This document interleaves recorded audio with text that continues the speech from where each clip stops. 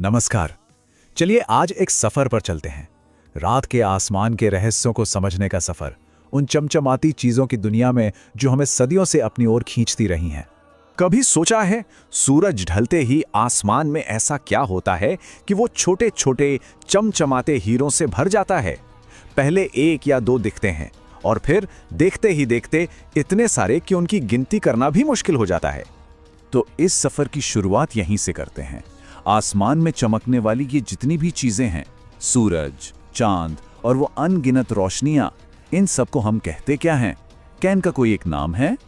अगर कभी रात में आसमान को गौर से देखें ना, तो एक बड़ी मजेदार चीज नजर आएगी। कुछ रोशनियां टिमटिमाती हैं, जबकि चांद जैसी कुछ चीजें एकदम स्थिर चमकती हैं। ये एक बहुत बड़ा सुराग है। तो लीजिए, इसका एक नाम है। सूर्य, चंद्रमा और रात के आसमान में चमकने वाली वो सारी की सारी चीजें आकाशीय पिंड या सेलेस्टियल बॉडीज कहलाती हैं। ये एक ऐसा शब्द है जो उन सबको एक साथ ले आता है। ठीक है, तो अब हमें ये तो पता चल गया कि ये सब आकाशीय पिंड है। अब जरा उन पर फोकस करते हैं जो अपनी रोशनी खुद बनाते हैं। तो तारा होता क्या है आखिर? असल में ये गैस के बहुत बड़े धधकते हुए गोले होते हैं और इनकी सबसे खास बात वो ये है कि इनकी अपनी गर्मी और अपनी रोशनी होती है।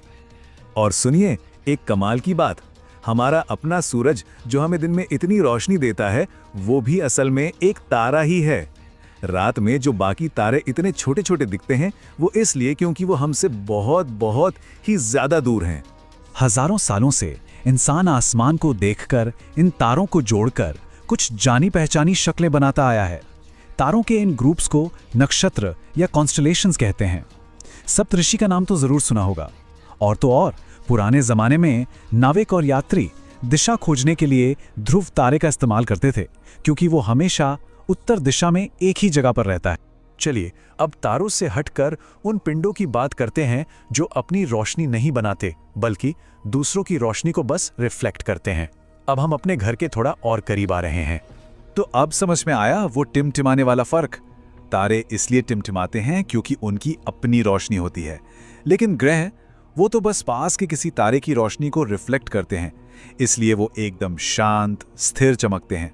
मतलब एक ग्रह या प्लैनेट की सीधी साधी परिभाषा ये है कि ये एक ऐसा आकाशीय पिंड है जिसकी अपनी कोई गर्मी या रोशनी नहीं होती। इसकी सारी चमक समझिए उधार की होती है, किसी पास वाले तारे से ली हुई। और इसी से हम आते हैं अपने घर पृथ्वी पर। आखिर हमारी पृथ्वी इतनी खास क्यों है? भाई ये हमारे सौर मंडल में एक नायाब जगह है, क्योंकि